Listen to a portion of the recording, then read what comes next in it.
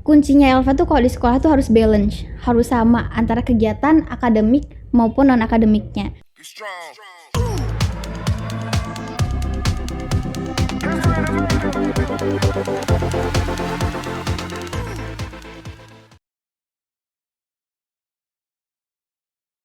Assalamualaikum warahmatullahi wabarakatuh. Kembali lagi di Media Pelajar Lampung Podcast. Oke, alhamdulillah kita bisa bertemu lagi. Pada kesempatan hari ini kita kedatangan tamu spesial namanya Elva. Nanti akan memperkenalkan diri biar tidak salah, biar memperkenalkan diri sendiri aja. Elva ini termasuk entrepreneur muda gitu kan, masih sekolah tapi sudah punya usaha atau bisnis. Pasti banyak teman-teman itu yang bertanya, emang bisa gitu kan, loh caranya gimana ya kan, jangan sampai kita terlambat gitu, nanti lulus sekolah, lulus kuliah baru bingung mau ngapain. Kalau bisa dirintis sejak muda, sejak ini, kenapa enggak nih gitu kan, kita mulai aja gitu kan. Oke, untuk lebih jelasnya Elva akan memperkenalkan diri, silakan. Ya, terima kasih Pak Syamsul. Ini sebenarnya Elva senang banget sih Pak bisa ada di podcastnya Media Pelajar Lampung. Karena secara Media Pelajar Lampung ini belum ada loh media-media lain, media pelajar apa gitu. Ini Elva cari-cari baru ini yang terkece gitu Pak. Ya senang banget bisa ada di sini. Elva nih Pak, mau kenalin diri tuh pakai sebutan aku. Ya. Karena kalau aku tuh kayak lebih akrab gitu loh Pak, kayak lebih deket gitu. Jadi halo teman-teman Media Pelajar Lampung. Pasti di sini udah pada kenal ya kalau sama Media Pelajar Lampung, apalagi kalau sama Pak Syamsul ini udah kenal banget pastinya. Kenalin, aku Elva Yunita, biasanya dipanggil Elva Pak, Elva. Nah, kalau teman-teman mau panggil Yuni atau Nita agak aneh gitu ya Pak, karena keseringannya dipanggil Elva. Ya, familiarnya ya. Familiarnya gitu Pak, dipanggilnya Elva, kayak lebih modern gitu aja ya Pak ya. Ya, jadi teman-teman bisa panggil aku Elva. Aku masih kayak teman-teman lihat stylenya gitu Pak, ini nggak OOTD, ini murni baju sekolah gitu. Aku masih sekolah, masih SMA di yang katanya sekolah para juara, SMA 1 Pringsewu, dan sekarang aku kelas 12.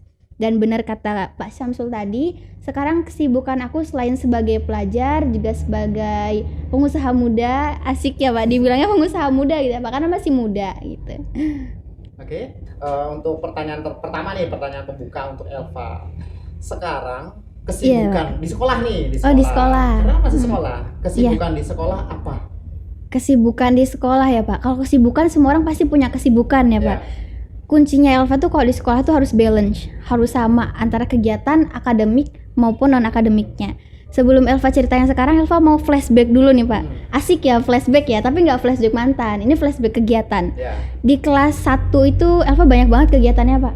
Jadi sampai ikut 5 eskul dan 3 forum di luar sekolah. Tapi itu bagi waktunya cukup susah, dan ternyata bisa Elva ambil kesimpulan, kita boleh nyoba-nyoba nih Pak. Tapi kita harus tahu bakat kita, skill kita di mana. Kalau kita udah nyoba puas, kita ambil yang kita suka, kita lanjutin di situ. Akhirnya Elva menemukan di masa pandemi suatu organisasi atau forum nih. Tapi ini bukan skala sekolah lagi. Tapi luar sekolah. Elva ikutnya tetap di masa sekolah. Ini ada namanya Fiksioner. Itu klub kewirausahaan nasional yang naungannya tuh langsung dari Kementerian Pendidikan dan Kebudayaan Riset Teknologi. Nah, di sini Elva berkembang banget tentang kewirausahaannya. Jadi kesibukan itu bertahan sampai sekarang. Sekarang Elva kesibukannya selain sekolah ya, sekolah pasti kesibukannya belajar.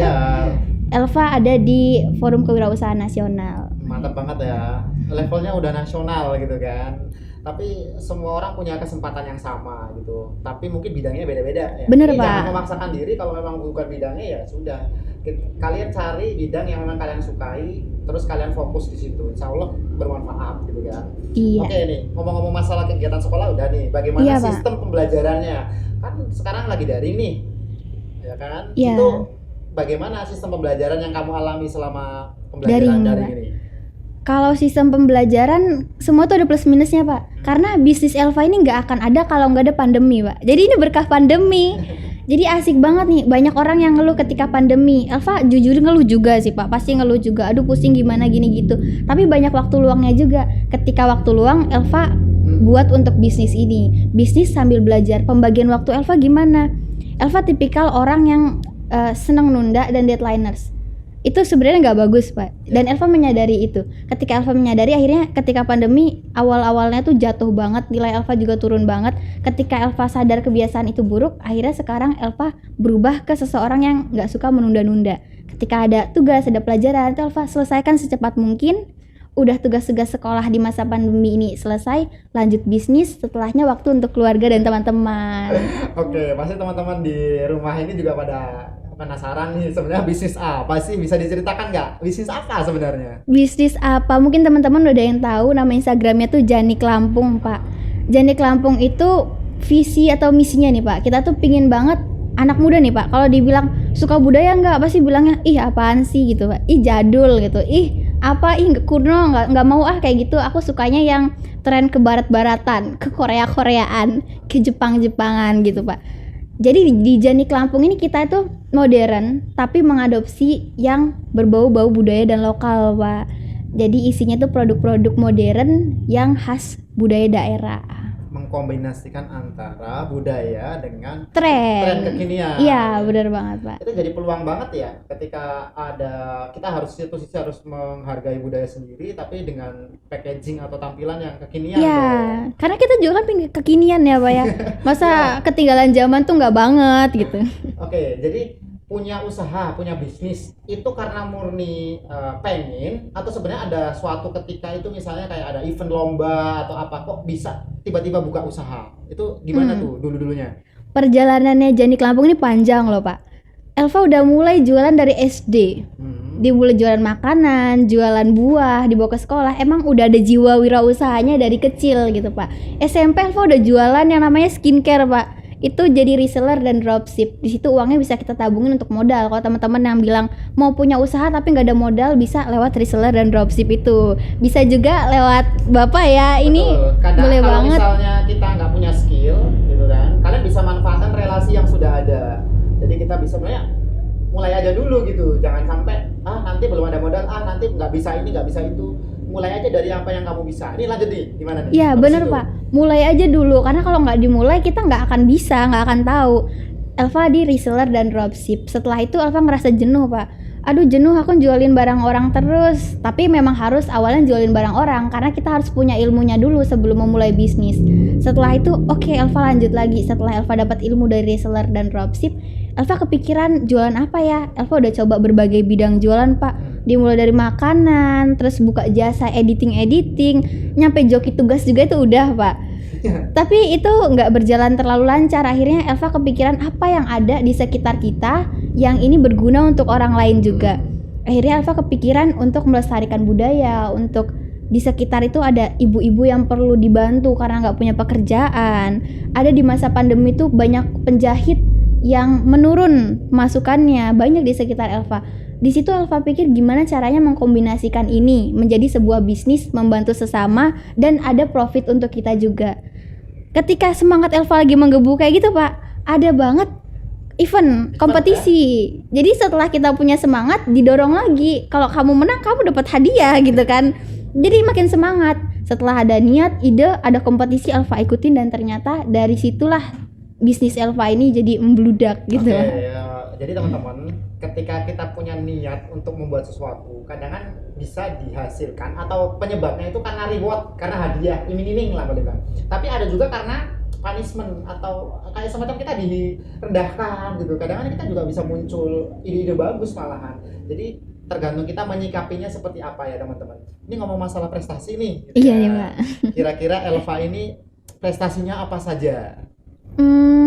Untuk prestasi ya Pak, kunci utama di diri Elva ini utamanya balance tadi ya. Jadi harus sama nih, harus seimbang antara akademik dan non akademiknya. Di bidang akademik itu Elva aktif di Olimpiade Ekonomi, LCT, LCC gitu-gitu Pak. Untuk ada beberapa nih Pak, misalnya akuntansi di Sumatera dan Bengkulu, lalu ada LC Ekonomi seprovinsi gitu. Nah selain itu Elva di bidang non akademiknya aktif juga Pak. Misalnya di bidang kewirausahaan ini. Selain di bidang kewirausahaan, Elva juga sebagai duta pelajar teladan Lampung, duta pelajar Lampung, duta budaya di Jawara Indonesia. Jadi memang harus balance antara akademik dan non akademiknya. Dan untuk di bidang lainnya, Elva juga aktif dalam beberapa kepanitiaan nasional dan yang baru-baru ini ikut memecahkan rekor muri bersama Fiksioner Indonesia dan Kementerian Pendidikan. Oke, luar biasa banget ya prestasinya ya. Ini menurut kamu nih yang apa ya? Menurut kamu paling wah gitu kan? Yang menurut kamu paling deh itu prestasi apa? Prestasi apa ya? Menurut Elva, ketika kita berprestasi itu ketika kita bisa berguna untuk orang lain, Pak. Elva punya moto hidup. Apa itu? Moto hidup Elva tuh dari buku Nanti Kita Cerita Tentang Hari Ini.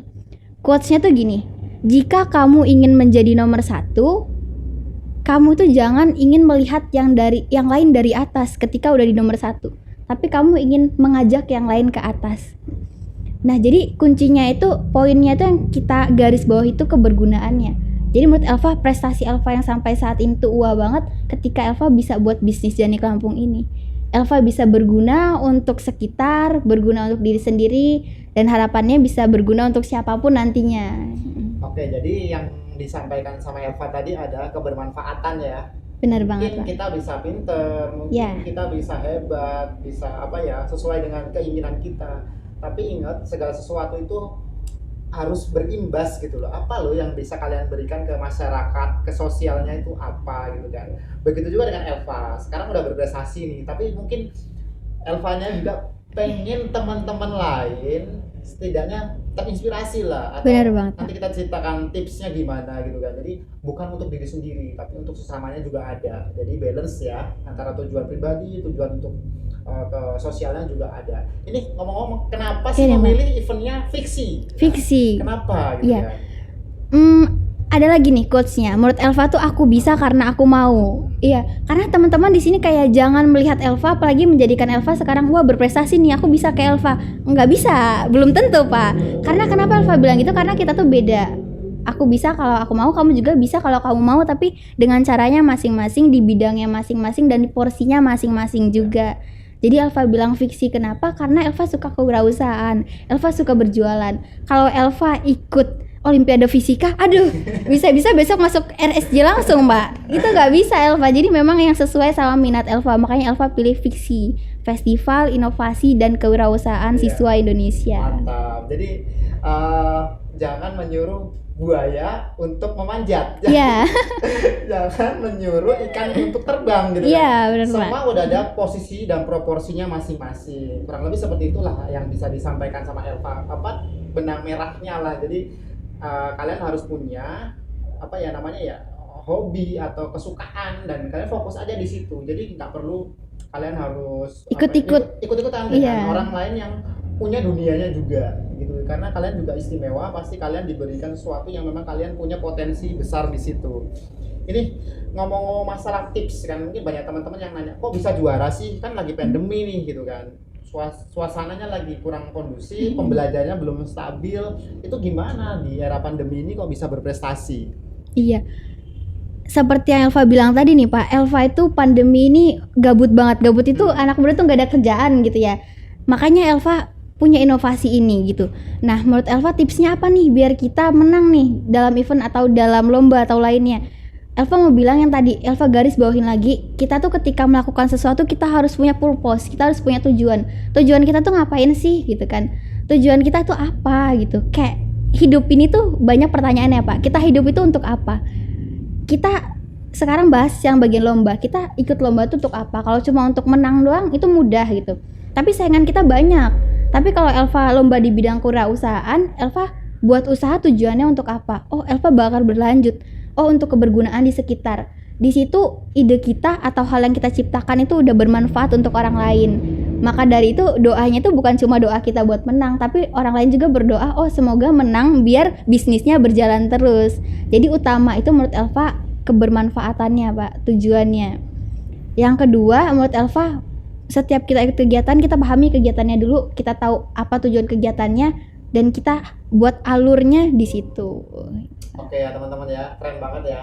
Mungkin yang di sini yang apa ya tertarik banget ini masalah fiksi ini, karena festival kewirausahaan itu ya teman-teman di sini diajarkan untuk berwirausaha. Jadi nggak melulu nanti teman-teman lulus jadi pegawai gitu kan, tapi bisa jadi alternatif untuk berbisnis nih. Tapi si Elva ini kan sudah beberapa kali mengikuti event tuh. Mungkin bisa sharing ke teman-teman gimana sih tipsnya agar dapat juara lah. Kalau namanya ikut event pasti apa ya, tujuannya kurang lebih seperti itulah ya Pak. Mungkin ada tips nggak biar juara? Iya benar Pak. Menurut Elvan ya Pak, tipsnya tuh apa? Banyak banget mereka yang nanya tips, tapi cuma nanya aja, nggak dilakuin Pak. Menurut Elva yang pertama kalian tuh harus punya keyakinan diri dan bersemangat dulu utamanya, karena ketika kalian nanya tips and triknya apa kak bla bla bla tapi ujung-ujungnya nggak daftar eventnya, nggak berani mencoba, itu yang bikin kesel Pak. Udah nanya-nanya tapi nggak ikutan, itu aduh ini gimana ini gitu. Pertama kalian harus punya keyakinan diri dulu untuk ikut, dan kalian harus punya yang tadi tujuan di dalam suatu lomba. Elva ketika ikut lomba, Elva nggak mau ikut lomba kalau nggak juara. Jadi buat apa ikut lomba? Baik yang bilang udah ikut aja, kita dapat pengalaman, nggak apa-apa nggak menang. Loh belum ikut, belum berjuang, udah yakin nggak menang. Gimana ceritanya gitu kan? Ikut aja gitu. Kita nyarinya pengalaman kok, nggak nyari menang. Iya memang kita nyari pengalaman, tapi kita juga harus punya keyakinan diri untuk menang. Kayak Elva berpikir ini di fiksi Pak, itu langsung tingkat nasional. Mungkin kalau kita mikir, aduh udah deh ikut-ikut aja nyari pengalaman. Gini, kalau kata Bung Karno, betul, bermimpilah setinggi langit. Karena ketika engkau jatuh, engkau akan jatuh di antara bintang-bintang. Kalau kita berpikirnya udah nyari pengalaman aja, nggak menang nggak apa-apa, ya udah nggak menang kita dapat di bagian bawahnya lagi. Tapi kalau pikiran kita wah Elva mau juara 1, ternyata Elva nggak juara 1, Elva akan jatuh di antara bintang-bintang, dapatnya juara 2, 3 atau ya mepet-mepet situlah gitu Pak. Jadi maksimalkan usaha dulu. Keinginan ya. atau cita-cita dulu, jangan pesimis belum bertanding sudah yang penting ikut, yang penting dapat pengalaman, jangan seperti itu ya. Mungkin dapatnya ya bener ya itu. Ya udah gitu, pengalaman aja nggak menang gitu kan, jangan. Tapi ada nih Pak yang secara teknis, pertama kita harus analisis lombanya apa. Oh dari Media Pelajar Lampung, lombanya apa ini Pak? Yang kemarin favorit. Sekolah favorit, berarti kita harus mengunggulkan sekolah kita. Betul. Misalnya dari Media Pelajar Lampung ngadain lomba tentang kewirausahaan, oh berarti kita harus mengunggulkan tentang skill-skill kewirausahaan kita. Oh dari Media Pelajar Lampung misalnya mengadakan lomba apa kira-kira ya Pak ya, seni, berarti kita harus mengunggulkan seni kita harus analisis lombanya dulu. Udah kita analisis, kita cari tahu penyelenggaranya. Oh Media Pelajar Lampung, oh Pak Syamsul tipikal seseorang yang begini. Kalau dari kementerian, oh Kementerian Pendidikan, berarti dia berkecimpung di bidang pendidikan. Kita harus terapkan solusi yang kita ciptakan, yang kita tujuanin itu sesuai dengan penyelenggaranya juga. Itu tips-tipsnya. Jadi kita harus tahu dulu penyelenggaranya siapa nih. Jadi kalian bisa analisis, nggak semua penyelenggara menginginkan sesuatu yang kalian miliki. Jadi harus dipoles dulu gitu kan. Iya, oh karakter dari kementerian seperti ini, oh karakter dari perusahaan ini seperti ini, atau kampus ini seperti ini. Jadi harus dilihat dulu dari penyelenggaranya. Benar. Ini ada hal unik nggak selama kamu mengikuti fiksi? Hal unik apa nih yang kamu alami? Unik sebenarnya, ini kisah sedih tapi pinginnya kita ketawa-tawa aja ya Pak ya, biar gak jadi sedih, nanti nangis di sini gak lucu. Elva ikut di tahun pertama cuma sampai finalis. Kenapa Elva cuma sampai finalis? Di sekolah pas itu ada lagi pembangunan, jadi Elva kurang fokus juga, dan memang di bagian persiapan masih kurang juga. Tapi itu Elva evaluasi di tahun berikutnya kan ya Pak. Itu Elva akhirnya pakai handphone dan gak kedengeran ketika jurinya ngomong itu. Elva cuma itu suatu kesalahan banget, apalagi dalam public speaking. Dan itu Elva merasa oh jangan sampai ada kayak gitu lagi. Itu unik menurut Elva, itu kesalahan fatal dan menjadi unik. Dan yang kedua, ketika Elva udah berusaha sebaik mungkin di fiksi ini, di tahun kedua ini Elva udah prepare semua, mulai dari sound biar gak masuk, bising-bisingnya, ternyata mati lampu. Iya, jadi gelap semua, jurinya ngomong, muka Elva nggak kelihatan. Iya gini-gini aja goyang-goyang. Akhirnya ganti lagi pakai handphone, dan lightingnya itu bukan pakai lampu tapi buka hordeng cahaya matahari, cahaya ilahi langsung. Wah itu waduh, alami. Itu kacau sih, tapi ya itu jadi keunikan ketika lomba. Ada juga Elva ikut lomba, penyelenggaranya ternyata kurang gitu Mbak. Jadi ketika ikut lomba itu pengumumannya ini lama gitu, sampai hampir 1 tahun gitu. Ini lomba apa gitu. Itu hal-hal unik. Jadi ketika kita mau ikut suatu lomba, kita harus perhatikan dari berbagai aspek Pak. Aspek kesiapan kita ataupun kesiapan penyelenggaranya juga. Oke, jadi menurut kamu nih pertanyaan selanjutnya ya. Jadi pentingkah kita itu belajar bisnis di usia muda? Penting nggak sih? Penting nggak sih? Ada Elva lupa ini kutipan dari mana, tapi 10 pintu rezeki, 8-nya itu katanya dari berniaga, berdagang. Dagang teman-teman ya. Iya, jadi menurut Elva tuh penting banget, walaupun skill kamu tuh bukan di berbisnis, tapi ujung-ujungnya segala hal di kehidupan kita pasti urusan sama bisnis. Kayak sekitar kita aja nih, kita butuh baju, beli, berbisnis juga Pak. Kita butuh makanan, bahan-bahannya beli, berbisnis juga. Itu ibu-ibu yang jualan sayur juga bisnis loh gitu kan. Jadi penting menurut Elva, walaupun kita nggak mau ada di dalamnya, kita harus tetap tahu dulu. Walaupun nggak mendalami, kita tetap harus belajar. Itu menurut Sebenarnya Elva. tahu ya teman-teman. Jadi nggak mungkin kalau misalnya kita memang bukan bidangnya itu, ya mungkin nggak begitu mendalam lah. Tapi setidaknya kita paham dan kita tahu. Nah, ini pertanyaan selanjutnya nih. Kan banyak follower Media Pelajar Lampung ini pelajar ya, tentunya ya sesuai dengan apa namanya judulnya gitu kan. Bisnis apa yang cocok untuk para pelajar nih? Wah, bisnis apa yang cocok untuk pelajar gitu ya. Kalau Elva nih udah berkecimpungnya mungkin pelajar, tapi banyak yang bilang wah kok bisa ke situ gitu ya di bidang budaya gitu. Tapi kalau kita pelajar, kita sesuaikan sama lingkungan kita, lingkungan yang dibutuhin sama teman-teman kita. Misalnya nih, kalau Elva dulu itu anak-anak muda kan, anak-anak muda suka yang namanya perawatan-perawatan, akhirnya jualan masker-masker. Oh, teman-teman ini usia sekian sampai sekian butuh ini gitu. Jadi Elva adakan itu. Nah, itu juga reseller dan dropship. Elva bukan dari pihak kesehatan, jadi Elva nggak bisa membuat masker sendiri. Elva ambil dari orang lain. Nah, ada nih, apalagi yang dipelajar, oh buku, oh pena, itu juga bisa. Ketika Elva dulu SMP, Elva jualan pena ke kelas-kelas. Itu per hari Elva dapat uang lumayan banyak. Karena kita itu suka kayak ngobrol-ngobrol sama orang, nawar-nawarin ya cuma 1000-an. Ya mereka pada beli dan biasanya ada yang namanya nilep pena ya Pak, anak-anak sekolah itu. Jadi pena itu selalu hilang, ketika Elva masuk kelas nawarin pena mereka senang. Jadi cari kebutuhan yang ada di sekitar kita itu Pak. Betul. Kalau baju-baju tuh, kaos-kaus kelas tuh kan ya Pak ya. Itu juga bisa jadi bisnis untuk kita. Wah, kita ambil dari sini sekian, kita tawarin ke teman kelas kita, itu bisa jadi banget bisnis untuk anak-anak pelajar. Dan itu halal ya? Halal dong Pak. Iya ya. Malu ya teman-teman. Gak usah ya. malu, benar-benar. Jadi prinsip jual beli itu kan tidak ada unsur keterpaksaan di situ. Jadi bukan pula judi ya. Kalau sekarang kan lagi marak tuh kan. Itu kayak lagu Pak, kayak lagu judi, tet gitu. Jadi kita yang halal saja, tentunya yang beresiko ya teman-teman ya. Jadi karena masih pelajar ya, posisi kalian sebenarnya belajar gitu kan. Belajar apa saja, belajar yang positif. Kurang lebih seperti itu. Nah, ini teman-teman mungkin banyak yang bertanya juga, sebenarnya tahapan-tahapan bisnis itu apa aja ya? Mungkin dari awal gitu, dari kemudian tingkat lanjutnya seperti apa? Ini bisa Elva jelasin nggak tahapan-tahapan berbisnis nih? Tahapan berbisnis setiap orang itu beda-beda siapa ya. Kalau Elva itu memang udah belajar berbisnis atau ilmunya dari sekitar dulu. Maksudnya dari lingkungan, mulai Elva reseller dropship tadi. Tapi yang mau Elva jelasin di sini itu tahap yang kita bisnis yang brand kita sendiri. Ketika kita mau punya brand sendiri, kita yang pertama harus analisis pasar. Kita harus tahu target kita kemana. Kalau kita buat tas yang kekinian, kita jual ke ibu-ibu, kayaknya mereka dikasih juga nggak akan mau gitu. Jadi kita harus tahu targetnya, kita harus tepat gitu. Itu yang pertama, kita harus analisis dulu. Analisis apapun itu harus kita analisis. Nah, yang kedua baru kita tuh berkolaborasi. Kalau Elva nggak bisa melakukan apa-apa sendiri. Elva harus butuh teman, Elva harus punya yang lainnya. Jadi kita harus tahu dulu kita akan kerjasama dengan siapa. Analisis kerjasama dengan siapa nih Pak, masih sekitar analisis.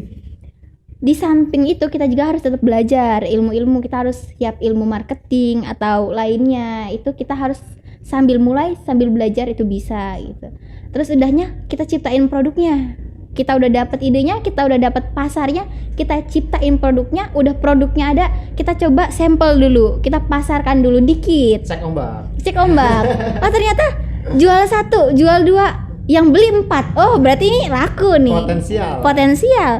Tapi kalau Elva jual 1, yang beli min, nggak ada yang beli, min sekian, nggak ada yang mau beli. Oh berarti evaluasi dulu, perbaiki dulu produknya, baru coba lagi. Kalau masih juga nggak ada yang beli, ganti. Ini yang selanjutnya nih Pak. Jadi kok kamu yakin apa ya produk Janik itu laku atau potensial? Keyakinan itu dari mana? Apakah tadi cek ombak dulu atau mungkin ada tips lainnya nih? Yang utama tadi tuh target Pak, gini, dan kebermanfaatan. Elva ingin bermanfaatnya itu gimana caranya anak muda bisa cinta sama produk budaya. Caranya gimana biar anak muda mau lagi gunain produk budaya? Kalau dipikir berapa juta anak muda di Indonesia? Banyak ya teman-teman. Banyak ya. Kalau teman-teman pingin jualan yang untuk pelajar, oh aku mau sesuatu untuk pelajar, misalnya tote bag untuk pelajar atau apa gitu kan, berapa banyak pelajar di Indonesia. Jadi di situ kita udah punya punya keyakinan di antara jutaan pelajar, di antara jutaan anak muda, apa iya nggak ada yang mau? Betul. Apa iya nggak ada yang beli? Itu yang bikin Elva yakin, Pak. Terus masalah kualitas segala macam yakin atau ya tadi Iya. trial dulu ternyata. Trial dulu pasti, Pak. Kita nggak bisa mulai sesuatu ujuk-ujuk langsung langsung bagus. Jadi awal ternyata ada yang komen, Kak, kok tasnya nggak ada dalemannya. Oke, kita perbaruin lagi, kita perbaiki lagi, kita evaluasi lagi, akhirnya jadi bagus. Jadi ternyata saran kritik dari customer ya. Benar. Itu bermanfaat banget. Jadi jangan anti kritik lah ya. Iya, benar, Ya, Pak. kalau memang customer menginginkan seperti itu, ya kita buat sesuai dengan keinginan customer, karena ingat kita targetnya adalah customer, kecuali dipakai sendiri ya. Iya. Jadi idealis boleh lah, Iya, tapi kalau boleh, ini boleh. harus Tapi realistis. realistis gitu, Pak. Oke. Ya kita kita produksi untuk dijual ya, bukan untuk dibagi-bagi gitu. Kalau itu lain ya. Itu lain, itu bersedekah aja kita ya, Pak. Ya, oke. Teman-teman, ini ke pertanyaan terakhir nih, mungkin pesan buat teman-teman pelajar yang ingin memulai bisnis, itu pesannya apa buat mereka? Elva? Ini dari kutipan-kutipan yang jadi motivasi Elva juga ya, Pak. Yang pertama, lakukan tanpa tapi tanpa nanti. Ya, ingat dulu nih, satu, lakukan tanpa tapi tanpa nanti. Yang kedua, yang tadi tuh, yang kata Bung Karno, bermimpilah setinggi langit, karena ketika engkau jatuh, engkau akan jatuh di antara bintang-bintang. Itu yang kedua. Yang ketiga, kita itu berbeda, bidang kita berbeda. Kamu lakukan apa yang kamu suka, aku lakukan apa yang aku suka. Dalam bisnis, kita harus suka dulu, baru kita bisa menjalaninya. Kamu harus berani ambil tantangan itu, dan kalau kamu udah berani, kamu suka, aku yakin kamu pasti bisa. Oke, mantap banget ya teman-teman pesan-pesannya. Yang pertama, kamu harus punya kesukaan dulu, apa yang kamu suka, terus bermimpilah yang besar. Usahanya juga harus besar ya. Harus besar. Terus yang pertama, nggak pakai nanti, nggak pakai tapi ya, laksanain aja gitu. Artinya segala sesuatu kalau nggak dicoba kita nggak tahu hasilnya. Teman-teman, ini terima kasih banyak buat Elva udah sharing bareng-bareng teman-teman mahasiswa pelajar juga di sini. Keren banget, inspiratif banget. Mudah-mudahan sukses ke depannya. Thank you. Amin. Oke teman-teman ya, untuk Media Pelajar Lampung Podcast kita akhiri. Kita ketemu lagi di event-event selanjutnya. Jangan lupa subscribe untuk YouTube Media Pelajar Lampung dan follow akun Instagram Media Pelajar Lampung. Terima kasih. Assalamualaikum warahmatullahi wabarakatuh. Waalaikumsalam warahmatullahi wabarakatuh. Asik.